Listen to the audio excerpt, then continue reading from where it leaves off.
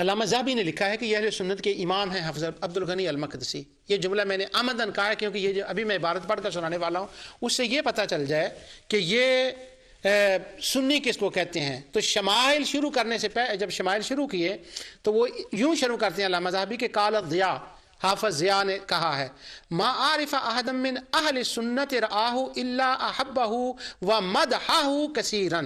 میں اہل سنت میں کسی کو نہیں جانتا کہ جس کے ساتھ لوگ اتنی محبت کرتے ہوں اور اس کی اتنی تعریف کرتے ہوں جتنی حافظ عبد الغنی المقدسی کی گئی ہے.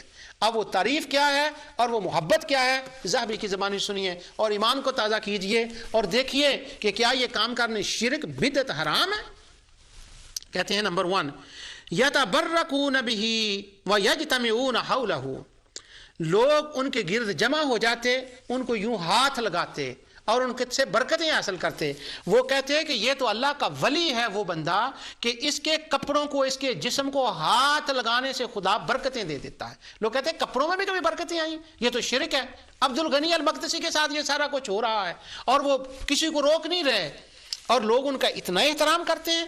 علامہ ذہبی کہتے ہیں سمعت محمود بن سلام الحرانی باسبان قال كان الحافظ يصطف الناس في السوق ينظرون اليه ولو اقام باصفهان مدة واراد ان يملكها لملكها. وہ اصفہان میں گئے تو لوگ صفیں باندھ لیتے تھے. واہ واہ واہ واہ واہ. صفیں باندھ لیتے تھے اور صفیں باندھ کر ان کی زیارت کرتے تھے اور یتبرکون بہ ویجتمعون حولہ. ان کے گرد جمع ہو جاتے، صفوں میں کھڑے ہو جاتے، برکتیں لیتے اور ان کے ہاتھ چومتے اور ان کے کپڑوں کو ہاتھ لگاتے. اور اگلا جملہ حافظ ذہبی نے یہ لکھا ہے کہ اگر وہ ارادہ کرتے کہ این یملکہا لملکہا، اگر وہ یہ ارادہ کر لیتے نا کہ میں اس کا بادشاہ بن جاؤں اس کا اصفہان کا، تو لوگ ان سے اس قدر محبت کرتے تھے کہ وہ بادشاہ بن جاتے. آگے ان کی سخاوت کے کچھ ذکر ہیں کہ ان کی سخاوت یہ تھی کہ لوگ ان کے پاس نذرانے لے کر آتے، وہ جو ہوتا وہ تقسیم کر دیتے.